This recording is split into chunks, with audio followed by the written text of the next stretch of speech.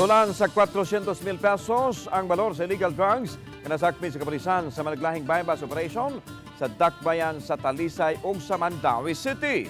Si Femery dumabok sa report. Iba na ba ng mobalor sa 221,000 pesos sa ginudahang iligal nga drugas ang nasakmit sa Talisay City Police gikan sa usa ka houseboy ug iyang kauban. Sa bypass operation dito sa sitio Kalubihan, Barangay Poblasyon ni adto Martes sa gabi, nasikop ang 44 anyos nga subject nga usa ka katabang sa Panimay. Human madawat ang report gikan sa mga concerned citizen. Nasikop usab ang 44 anyos nga higala nining taga Barangay Kansuhong Dakbayan sa Talisay. Nagpositibo ang gihimong surveillance sa Talisay City Police moy hinungdan nga gihimong bypass. Nakuha ng duha sa ginudahang shabu nga motimbang og 32.5 gramos nga mobalor sa 221,000 pesos. Napasakaan na og kaso ang duha.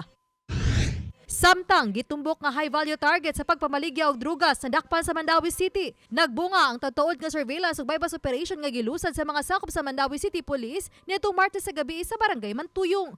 Nasikop ang 35 anyos nga lalaki nga lumad nga taga Cebu City. Gingong notadong tigpayut og drugas nga naabot ngadto sa Mandaue City.